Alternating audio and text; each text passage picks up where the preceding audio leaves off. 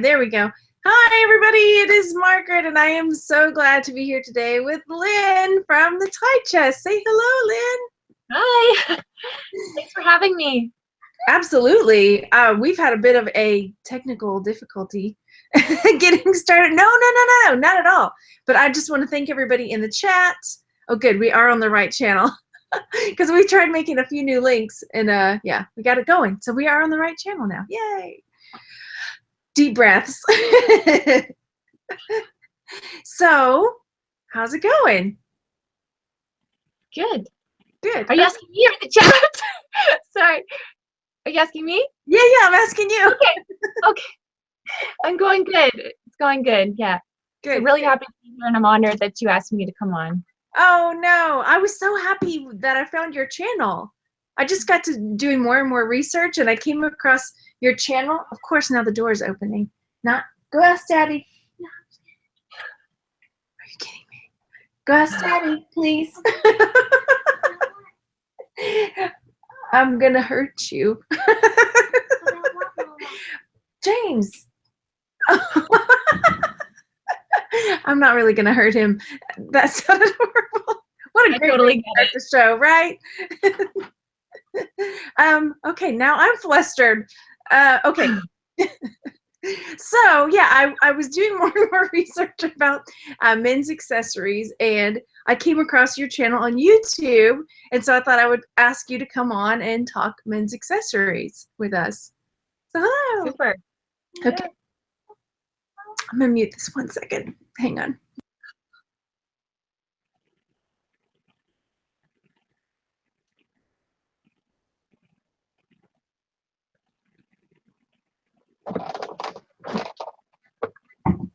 Okay, sorry about that. Okay, so, all right. Gracious. This is live, right? It's all live. Wonderful. So, okay, I sent you some questions in advance, and then there may be some that pop up in the chat, but could you tell us a little bit about yourself and how you got into selling men's accessories and ties? Sure. So I live in Canada. My name is Lynn. I speak French. That's why my name is spelled in French. So my store is the Tie Chest. I have a presence on eBay and Etsy.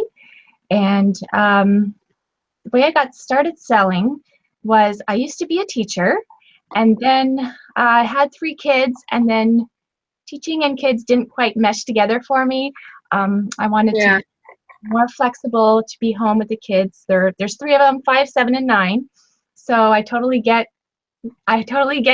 where you are. I'm there too. So during that time, I just, like everyone else, I started selling stuff from my house, and then started selling a bunch of things, and then found that ties really kind of worked for me and I could scale it. So I started with the ties, and then from the ties came the tie bars, and then tie bars led to cufflinks and all the other accessories that go with it. So that's how I got started. How cool. I had no idea you were a teacher as well. Yeah. And our kids are close to the same age too. Mine are 7 and 9. So yeah, how about that? What did you teach? I know this is off topic. What did you teach? Mostly kindergarten. Right? Yeah. When I quit teaching, I was teaching kindergarten. Okay. Okay, cool. How about that? Okay. So next question on the list was, I'm still flustered about like fussing at my kids in front of everybody. Okay, moving on. Sorry about that. So okay, I know this is a super broad question, but what do you look for when you go out to buy men's accessories? So basically I look for 3 things. The first thing is if there's like a theme to the piece. So I kind of stay away from the plain, simple ones because they're harder to describe. I mean, it's kind of like other things you would sell too. So anytime there's something if there's extra words you can use to describe it. So a theme or a letter or color even. So I look for that. So then after that, I look for condition. I don't really buy stuff that's, too worn or needs repairs, stuff like that. And then obviously price. I kind of know what I can sell things for, so I make sure the price makes sense, that I can make a good profit. Yeah, that's a good way to look at it or to think about it. I hadn't really thought of it that way because you're right. Like, it's like if you were doing china or glass or mugs, you wouldn't just go buy a plain mug to sell, right? Because I do have some just silver tie bars, super simple, you know. And they do sell, like, and a lot of people are looking for them, but it's just harder to get your buyers to it. I lot mine together, and they do well in lots. So Oh, okay. I haven't had a whole yeah, lot. yeah, if you get some in a lot, like definitely I'll find a way to lot it up to make it a sale. But on its own, it's hard to sell. Oh, okay, that's a yeah. Okay, I hadn't thought of it that way. Cool. And then so a lady in the jewelry group had posted a picture. I don't know. I think I tagged you in it, where she was at a thrift store, and it was just a giant wall of tie bars, and they were I'm like, so jealous. and she was like, "What do I look for?" And I was gonna ask you, like, if you were standing there. I mean, there were what, 50 at least, right? I've never seen that many in a store. I Yeah. was really jealous, yeah. So I hope she was able to get a few. Yeah. So if you were looking at that, what would I mean? I guess that's what you would look for. Just Yep, I pick up anything with, a letter, a color, and anything, obviously, if it's in good condition and if the price is right. yeah, yeah, absolutely. Okay, cool. Okay, so what are your top 3 tips when buying men's accessories? So it kind of goes into the last question, but I'll get more into details. For the condition, I usually look for the wear on the gold plating if it's gold. Mhm. That's one of the first parts that'll wear off. I check the spring and the tie clips because sometimes you'll have rust in there or even that green stuff. Yeah. I think it's a third degree. I don't know if I'm saying it right. If in cufflinks, I check the toggle to make sure that it's still solid and working and it's not loose. And with stones, especially like the Rivoli ones where they have like the peak, I check if it's still pointy and it's not kind of worn down. Okay. Stones. Um, and like I said, if they're just simpler ones, like if I can get a whole bunch of tie clips for like 50 cents or something, yeah, I'll grab the simple ones because I know that they're going to sell in the lots. But in a lot, I know I can only get maybe $1 or two each, if depending on how big the lot is. So it all has to make sense that way. And I avoid anything that's kind of newer, kind of made in China. And you'll feel it, like they're kind of pasty. I don't know if you've ever felt Mm-hmm. me, but Yeah. yeah, they feel a lot cheaper, I guess. So I stay away from that. Oh, okay. Cool. Cool. All right. Those are great tips. Never thought about checking the tip of the Rivoli ones, but I have had some tie bars that I didn't notice till after when I flipped it over that there was like rust where the what do you call it, the grabby part on the back, was rubbing against the back of the tie bar. Yeah. And I'm like, who wants that? Because they're not going to get rust and muck all over their tie. Yeah, I Yeah. had actually once I did a couple of antique shows, and there's a guy who bought a tie clip from me, and it wasn't rust, but either it was some kind of other thing that the person before had used to wash it. It was called orange, and he brought it back to me the next antique show, and he's like, "What is this?" I'm like, "I'm so sorry, I don't know." So that's one thing I learned, is to really make sure that it won't transfer onto the tie. So Yeah, yeah. absolutely. Yeah. I mean, that's a great tip. Okay, and then so my next question was, what do you find sells best from your The men's? best sellers I've had were the sword tie bars. You've probably seen. There's a ton of them out there, and those are really highly collectible because you can get the different colored handles, the different styles of swords, and sometimes they're arrows or they're like nails. So they were called like the pierced looks. It makes it seem like it goes through your tie. I'm sure you've seen those, Yeah. right? Oh, yeah, yeah, yeah. Yeah. So people really like those, and when I did the antique shows, those were kind of like the most popular things. People were like, "Oh, that's so cool!" And I actually had one buyer once who messaged me, and he's like, "Does this actually make a hole in your tie?" Oh. So I think I have a video on it. But anyways, Yeah, they it's really, clip on. Like, yeah, yeah. So they're really fun, and they're totally 1950s. So those are probably my top sellers right there. Letters and initials do well, like the monograms. If there's 2 or 3 letters, it'll take a little longer to find the right buyer. but Yeah. they do well. Um, Anything with colors or stones usually do well too. People look to match with their ties. Sorry. Sorry. And what else? Swank. People like Swank. I mean, Yeah. it's the top brand. Those are really good. And if you ever come across any like complete dress sets, We're just gonna have a whole. sorry. Anyways, yeah, complete dress sets do well, like from the 1920s. If you can get all the pieces, with including like the studs and all that, Yeah. it does really. Yeah. I've sold some. So do you call them dress sets or cufflink sets, or I mean tuxedo sets? I think Is it it could totally be different? both. No, it could be both. In like the old ads in the 20s, they would call them evening dress sets or dress sets. So I kind of make sure I throw in all the keywords in my title to make sure Yeah. whoever's looking can find Because it. those I have sold a couple of those, and they're in the $9,900 range. They're up there. Yeah, they're really. Yeah, I have one of the knives or the swords. I have just took pictures of it, and it's got like mother of pearl on the handle. So we'll see. Yeah. We'll see how it does. So do you sell like the collar? I don't know if I have one handy, like a little collar clip. Yep. You know what I'm talking Collar about? bar. Yes. The collar bars. Yes. Those are my new favorite to sell. Yes, I do good with those too. If you find the ones that they have the little clip, it's by Hickok. Have you seen the ones that clip? I don't think so. Really clip. I don't have one around Handy, no. but those I've been asked, and silver ones, gold ones, but you'll mostly find them in gold ones. But those do well. If you have one that's sterling, obviously, that's going to do well. Those with yep, the ones with if there's a nice design on the front. And here's another tip: when you're taking those pictures of the collar bars, when I first started, I would just take a picture just like you showed me from the side.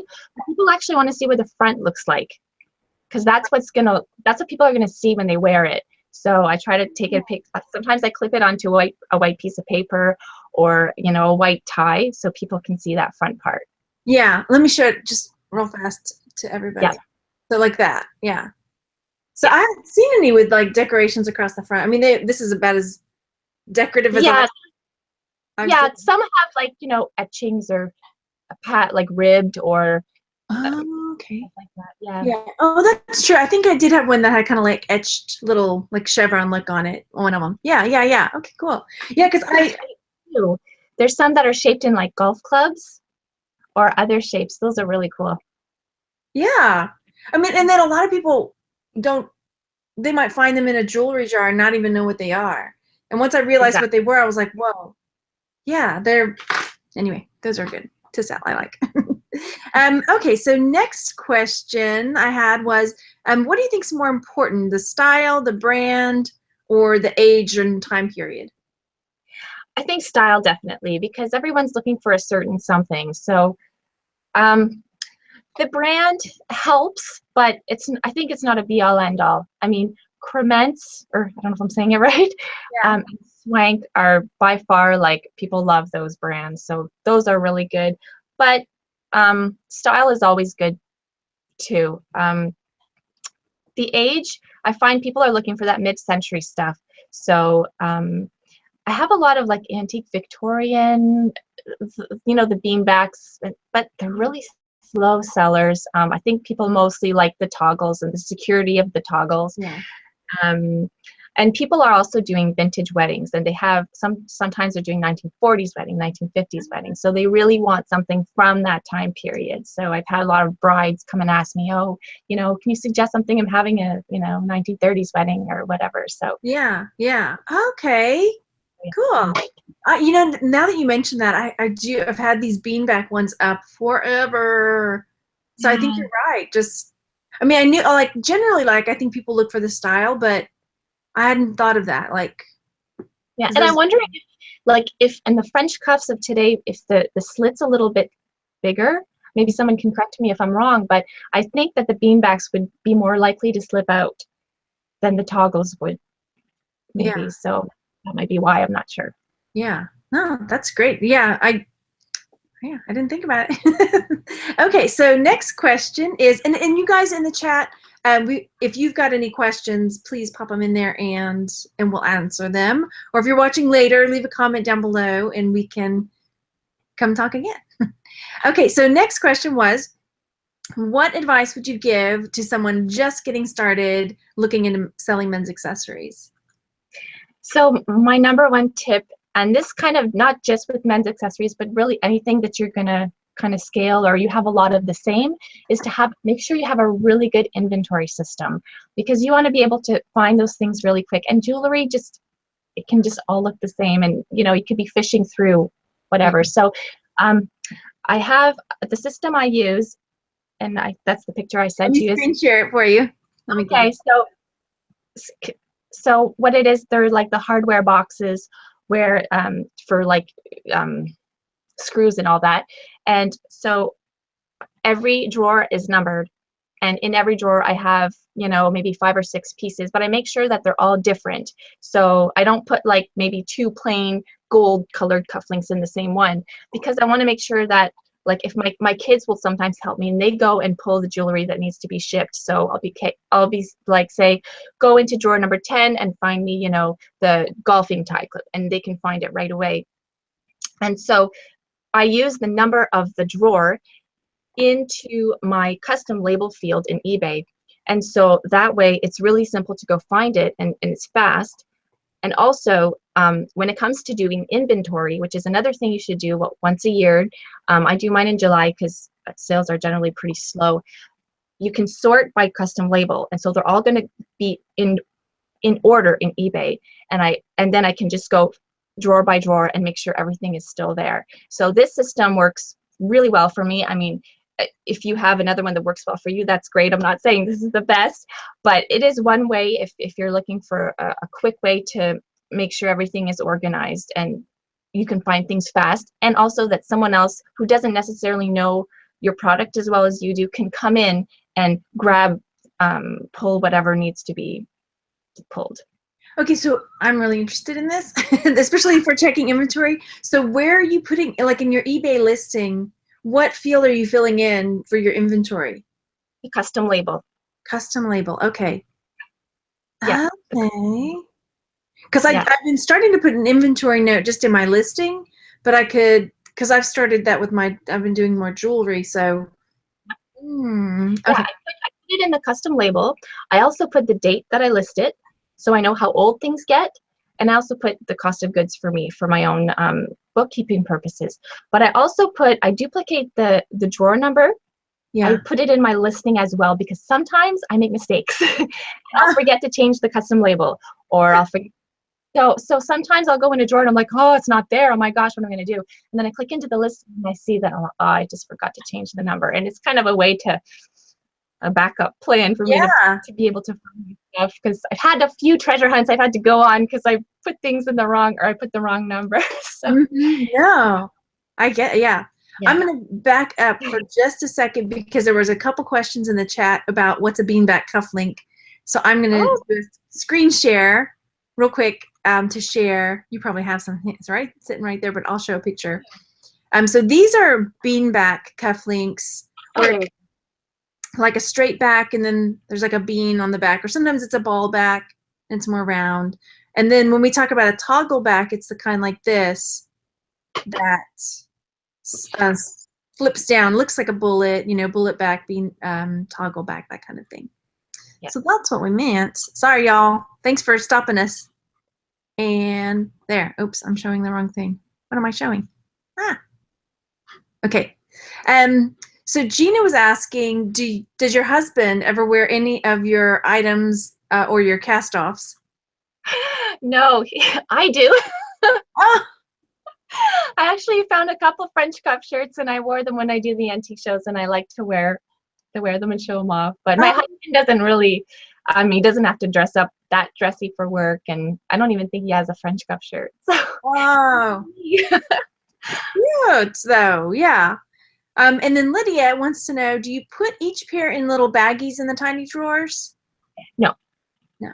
No, I do only if they're a set with like a matching tie tack or a matching tie clip, or if it's a dress set, I'll put them in little baggies. But I find like the baggies get stuck in the drawers if I try to put too much in, they just get caught. Yeah.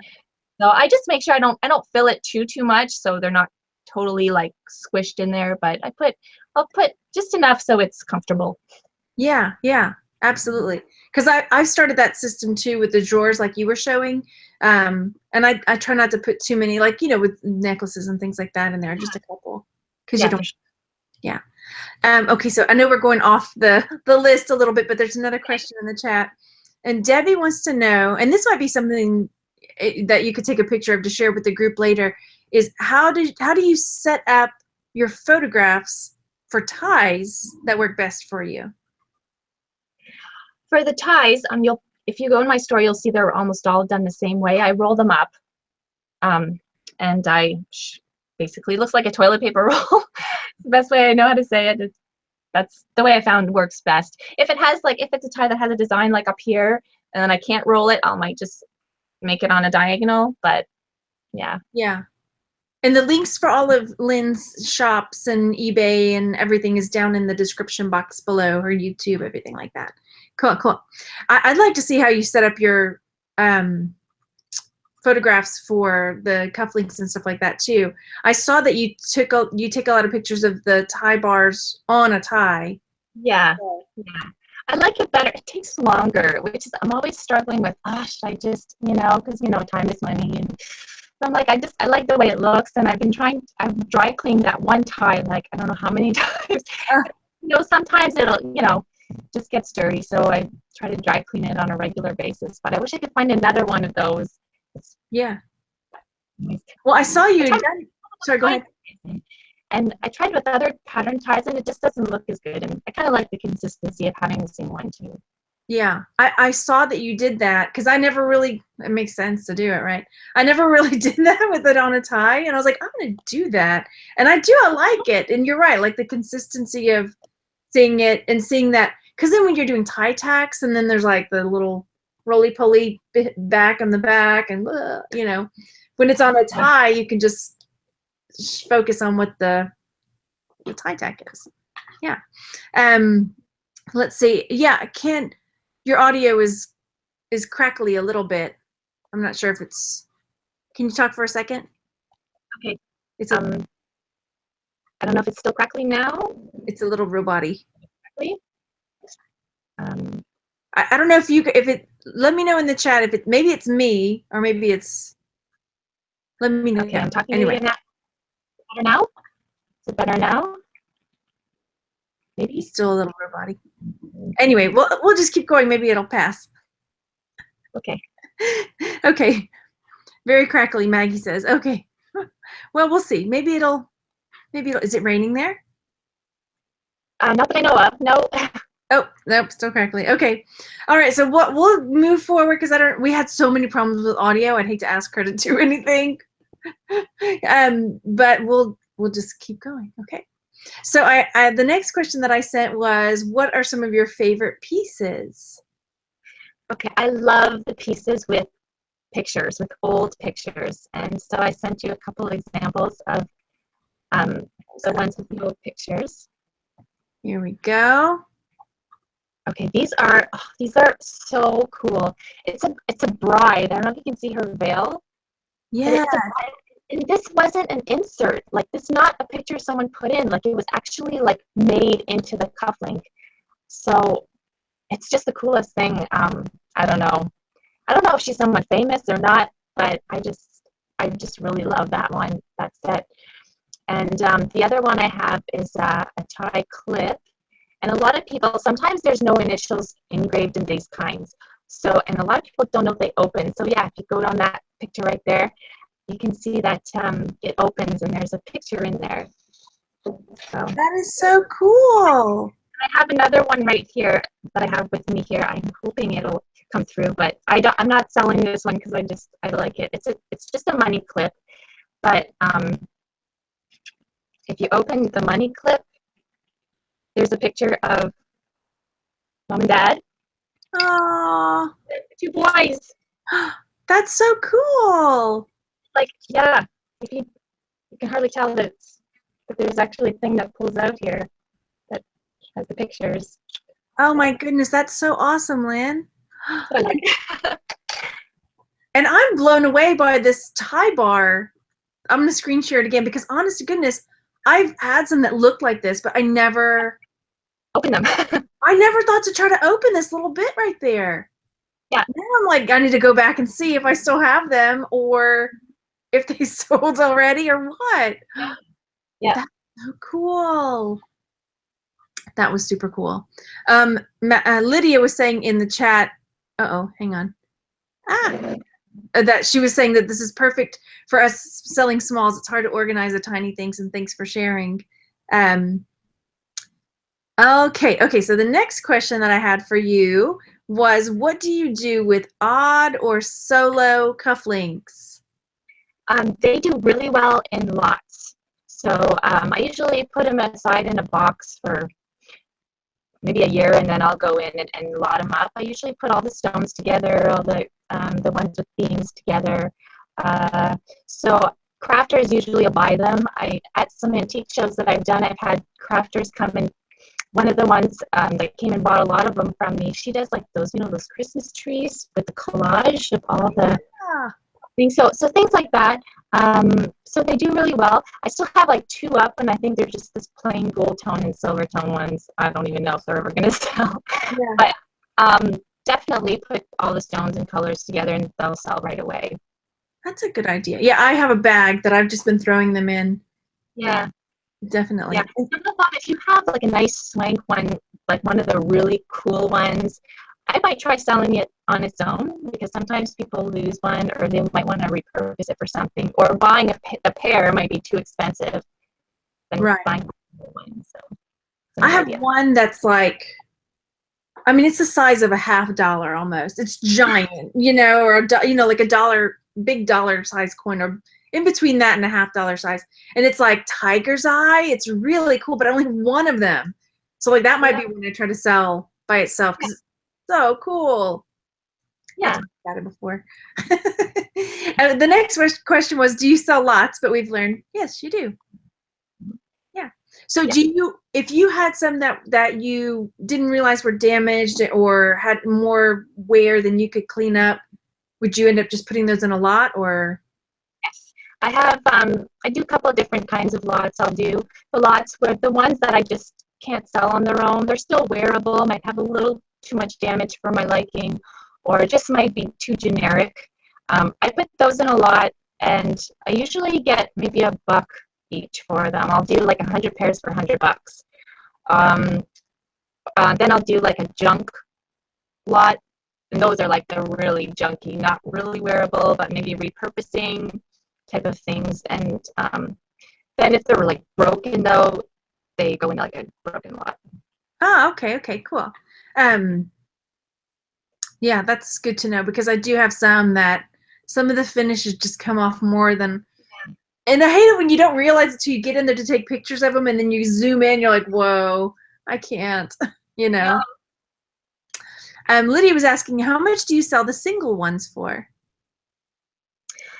The single on their, like in the lots, or on their own? I think on their own. On their own. I haven't come across the ones, like the really special ones that I would sell on their own. But I mean, it depends. If it's a nice swank that you would have to pay like 100 to 150 for the pair, I might sell it for 25 or 50 even. Right. Yeah. But yeah, I haven't found any that I really want to sell on their own. I'm really hoping to find a match.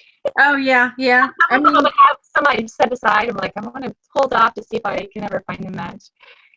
That's a good idea too. Well, yeah. Okay, so next question that I had was, do you find that sales are quicker when you have the full set, the cufflinks and tie bar, or when you break the set apart? I find it sells both ways. I always try to keep the sets together, obviously, and I try to complete sets when I can, because you can ask for a higher amount for a complete set. Mm-hmm. But I do find that people look to complete their sets too. So they're like, oh, I have these cufflinks to have the matching tie bar. So in that case, both ways they sell really well. Yeah. And What are your most unusual pieces that you have sold? Wait, that you have or have sold? I'm looking at the question that I sent you, and I'm like, I don't think that makes grammatical sense. Sorry. Okay. Yeah, what's the most unusual piece you have or that you have sold? Okay, so there's two that I sent you the link for. Okay, let me pull it up for you. Here it is. There we go.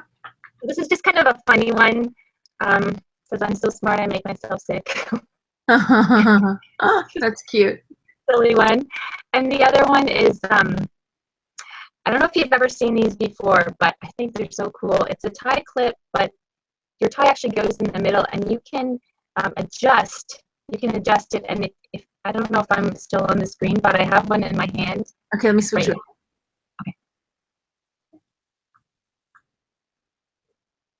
Okay. You there? Yeah. Okay. Okay. So can you see it? Yes? Okay. So if you pull on these two pieces, it gets narrower and narrower. So you can adjust it to fit snugly on your tie like that. Cool. Yeah, so that's pretty cool. I just sold that one just this week, and I have one more here that I have for sale. And another thing I wanted to show you, Margaret, I'm not selling these because one pair is broken, but I don't know if you've ever seen anything like this. Check out this. Holy smokes. I got this in a lot, and I'm like, what? It's the biggest, longest mesh cufflink I've ever seen. Like, What? and it's not a separate piece. Like it's actually, I don't know if you call it soldered on or whatever, but I mean, it's kind of cool, but I've never seen a mesh this long before. I mean, to me, almost like, I wonder if it was like a lady's cufflink, and so she could hang her little purse on there so she didn't lose it while she's dancing. Maybe, I don't know, but it's just. I can't imagine what else that would be so big for. Yeah, it's just, I thought it was so cool. Oh my gosh. If anybody knows more about it, I'd love to know. Yeah, I've never seen anything like that. Me neither. And I haven't seen that, like the one you were showing that adjust. I've never come across one of those. That's really cool. Yeah, that's another one to keep an eye out for sure.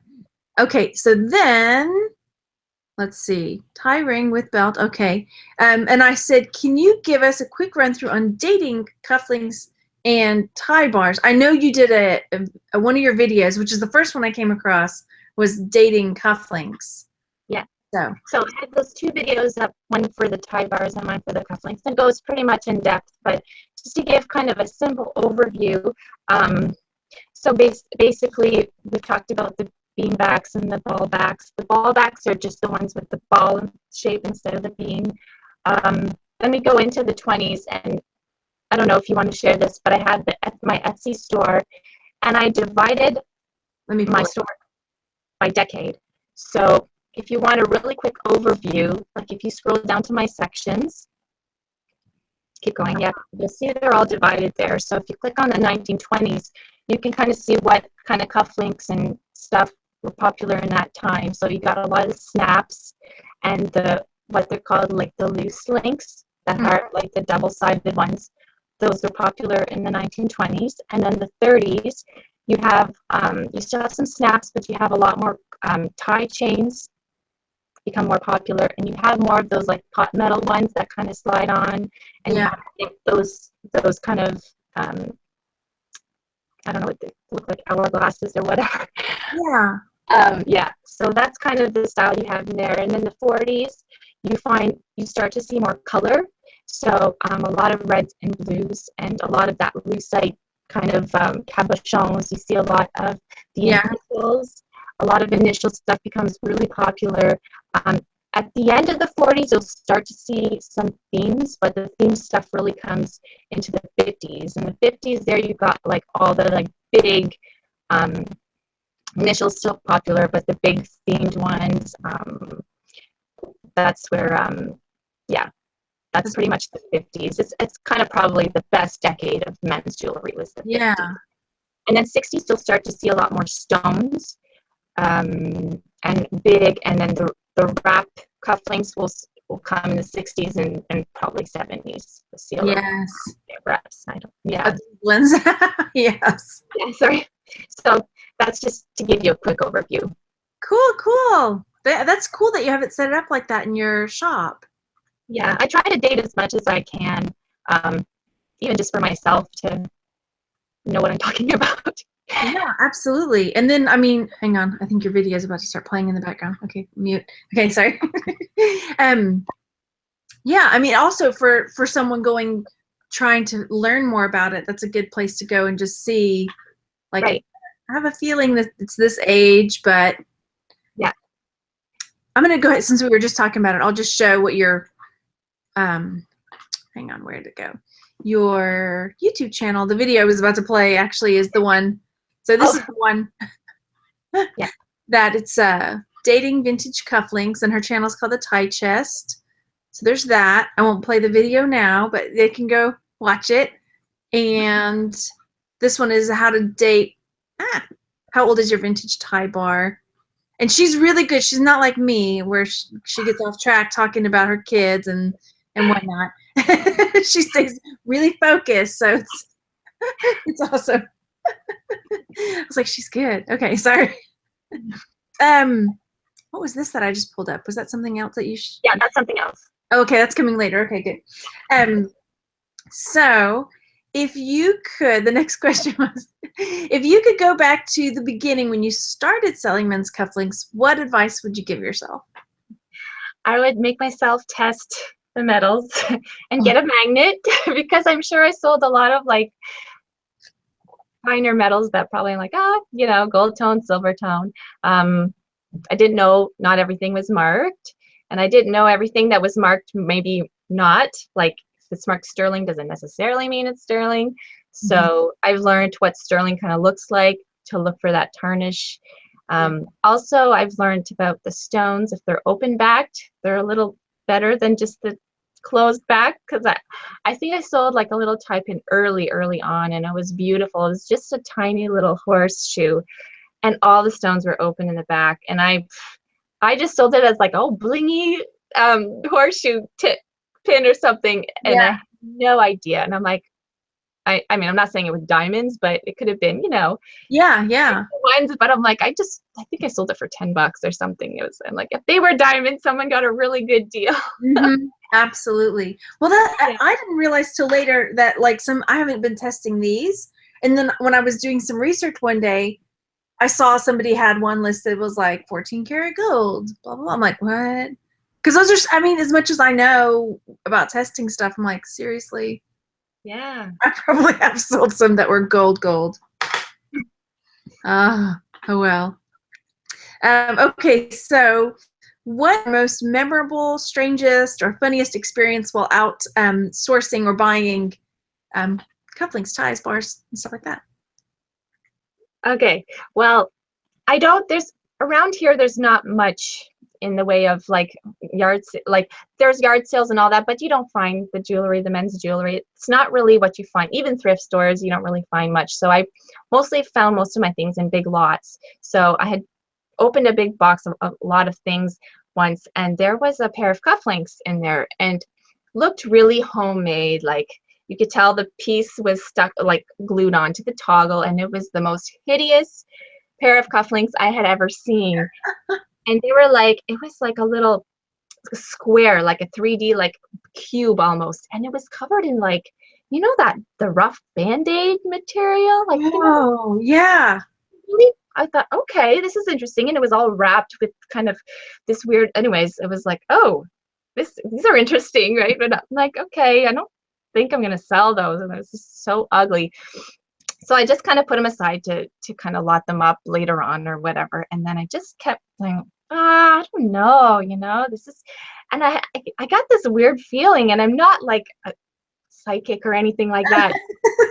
Like the more I looked at them, the more I'm like, ugh, like give me the heebie-jeebies. Like, so I'm like, I don't know. And then so I kept doing my thing, and every time I walk by, and I'm like, ah, I would just get that chill down your spine, and I'm like, okay. I'm like, I'm just gonna get rid of these. So I tossed them in the trash, in my trash, and in my wastebasket next to my desk. Whatever. Kept doing my things.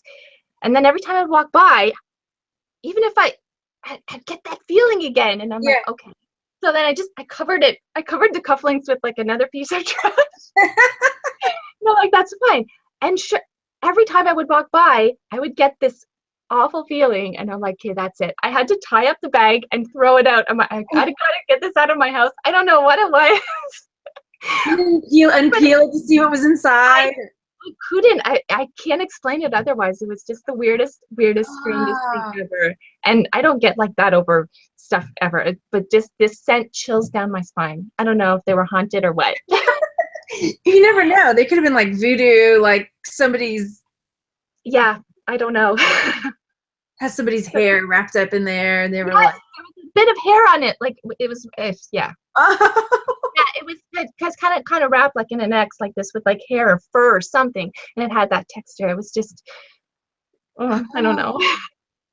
I did a video a long time, kind of a joking one, but like, can things you thrift be haunted or have spirits attached to them? And it's amazing how polarized people were. Some people were like, absolutely, and others were like, are you kidding me, Margaret? You know. So yeah. You never know. Yeah. Now I'm like, what was in there? And take it apart, and you're like, have this crazy spirit in your house. No, I'm kidding. They're gone now. Okay, that is a good story though. Okay, so I got the links from you, and okay, so these ones are, I think, for later. Yeah. Okay, so I have got some questions that came through on International League of Thrifters. That, let me see the questions that came through. So Cindy was asking, she struggles with pricing cufflinks without marks. It makes her go into a state of, I don't know what this stands for. Oh, fear of listing it wrong. That's what it is, fear of listing it wrong. I also won a lot of belts, and I'm stymied on pricing, describing belts. So do you sell much as far as belts go?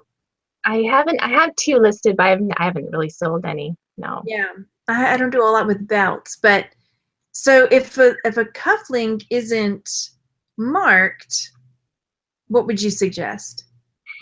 It all depends on what's on it, and the quality. If it's one of those more flimsy ones, you know, it doesn't go for very much. But if it's a good quality, there's some brands that just didn't sign them, but they're still good quality. So it all depends on the design and the fabrication, I think. Yeah, and trying to get them as accurately described as possible. Yeah. Right, and I've described stuff wrong a lot, and I'll just say in my listing, I said, I don't know what this stands for, or, you know, please correct me if I'm wrong, or if you know what this stands for, please let me know. And people are usually pretty generous, and they're like, you know, this isn't such and such, it's this. Especially with like the technical things. Like I think I had a jet engine once. I didn't know what it was. I think I put a telescope or something.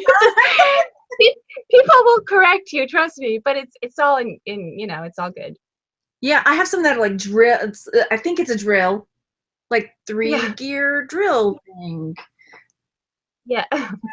So we'll see. And then Venus was asked, or she said, I have a bunch of vintage men's tie clasps and cufflinks that were my grandpa's. I'm wondering if they would be worth listing. I think definitely. Yeah. And I think that was it from the group. And then Debbie had a question, cleaning advice for cufflinks. And you have a video on this. Yeah. I'm still learning, but I've learned what not to do. If you have gold-plated cufflinks, don't use a polishing cloth on them because the gold plating will come off. Oh. Done it. Try not to get, well, anything with stones shouldn't get wet. So the best thing I do with cufflinks, and another thing with the cufflinks is with the toggles, even if it doesn't have a stone, I try not to get it wet because it gets wet like in the crevices, like you know, it'll get wet in these little, you know, where it moves.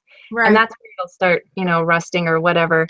So the best thing I do is I use a toothpick to pick off, especially if it's got like the verdigris, use a toothpick, and then I use a cotton swab with hydrogen peroxide. I just dip it in because that'll dry off really fast and it usually doesn't leave much of a residue. And I just clean it that way and make sure you dry it really well. Oh, that's a good idea. Yeah, that's a good tip. Yeah. I haven't done a whole, I mean, other than if it's just disgusting, I don't do a whole lot of cleaning, or I'll just list as light, unless it's really bad, then yeah, okay. Yeah. Yeah. Okay, but you do have a video for that, so y'all can find that on her channel, The Tie Chest. Is there anything else that you would like to share before we hang up, and then we'll talk privately for the jewelry group, because we're going to do a little after show for the jewelry group. Yeah. No, I don't have anything else to say. I want to say thanks for your patience for everyone who's there early and on time. But thank you and thanks for watching. And yeah, I'm happy to answer any other questions. Come and chat with me. Yeah, and oh, thanks so much for coming. I really appreciate it. You know, and again, I'm sorry too, because as soon as we got going, my kids started popping in. I'm like, they know better. Anyway. Thanks for having me. Thank you for inviting me. Anytime, anytime. So yeah, in the chat, thanks everybody for coming to hang out. If you're watching later and you have questions, leave a comment down below, and definitely go follow Lynn. Her channel is linked below, The Tie Chest, and she's on Facebook and has a website and all this other good stuff. So definitely go find her out on the web. And we will talk to you everyone later. Bye.